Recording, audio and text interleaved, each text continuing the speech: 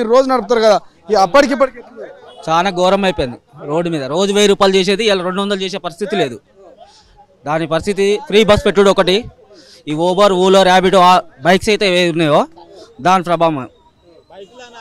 Main బైక్లు నిషేధించాలి. District ball అంటే అందరూ వస్తున్నారు. గవర్నమెంట్ యాప్ పెట్టి మాకు కరెక్ట్ రేటు, ఈ యాప్లలో వచ్చే రేటు కూడా ఎట్లుందంటే ఒకసారి 10 రూపాయలు, ఒకసారి 7 రూపాయలు, ఒకసారి 8 రూపాయలు, వాళ్ళకి ఇష్టానికి ఇస్తున్నారు రేటు కిలోమీటర్. అట్లా కాకుండా ఒక నిర్దేశం రేటు, ఒక 10 రూపాయలు 15 రూపాయలు ఒక రేట్ అనేది పెట్టి ఇవ్వాలి. అలాగే ఇష్టానికి ఒకసారి 5 రూపాయలు అంటారు, గిరాకున్నప్పుడు ఒకసారి 10 రూపాయలు అంటారు. అట్లా కాకుండా మాకు తగ్గ రేటు ఒకటి ఇవ్వాలి. ఓలా ఊబర్ బైక్లను నిషేధించాలి. ఫ్రీ బస్ పెట్టుకొని అది గవర్నమెంట్ యాప్ దానికి సంబంధం లేదు, కాకుండా మాకు నెలకు ఇంత జీవనభృతి లాగా ఇవ్వాలి. ఓకే, అది ఈ డిస్టిక్లలోనే ఎక్కువ ఇబ్బంది ఉంది అంటున్నారు, సిటీలలో ఏం లేదు అంటున్నారు, నిజమేనా? అది చాలా ఉంది సార్, చాలా ఉంది. సిటీలో చాలా ఇబ్బంది ఉంది. 80% అబోవ్ అయిపోయింది. ఈ ఫ్రీ బస్ వచ్చేటోళ్ళు అంతా 90% బస్సులు ఎక్కుతారు ఆడవాళ్ళు. ఇట్లా కొంతమంది ఇంట్లో ఆటో ఎక్కేటోళ్ళు బైక్లో వెళ్ళిపోతారు. ఈ బైక్ అనేది నిషేధిస్తే మాకు కొద్దిగా సేఫ్ అవుతుంది. దాని గురించి మాకు కొద్దిగా పెరిగిపోతుంది. ఓలా ఊబర్ ర్యాపిడో మొత్తం బైక్లో అయితే ఖచ్చితంగా నిషేధించవలసింది. ఎక్కించుకొని పోతారు అన్న బైకులు మా ముంగట కూడా ఆటోలు మేము చూసుకుంటూ కూడా వాళ్ళని ఏం చేయలేకపోతున్నాం.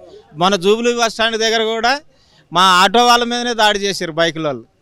మేము చూసాం ఆ విషయం కూడా. అట్లా మాకు చాలా ఎఫెక్ట్ పడుతుంది. బైకులు డిస్ట్రిక్ట్ బండ్లు మెయిన్ చాలా ఎఫెక్ట్ పడుతుంది అన్న.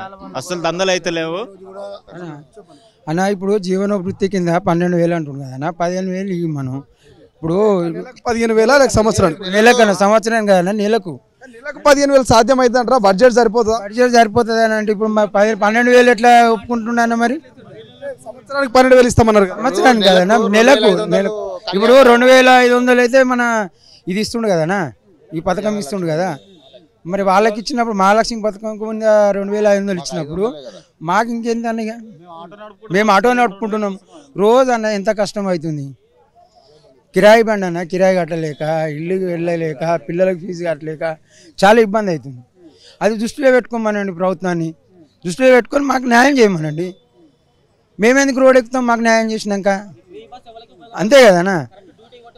ఇప్పుడు అందరికీ ఇప్పుడు 1,00,000 రూపాయలు జీతం చేసేటోళ్ళు అదే బస్సు ఎక్కుతారు, 2 రూపాయలు కూలి పని చేసుకుంటే వాళ్ళు అదే బస్సు ఎక్కుతారు. సరే, దానికి మేము వ్యతిరేకం కాదు. మా గురించి ఆలోచించమనండి ప్రభుత్వాన్ని. మీరు కూడా చెప్పండి.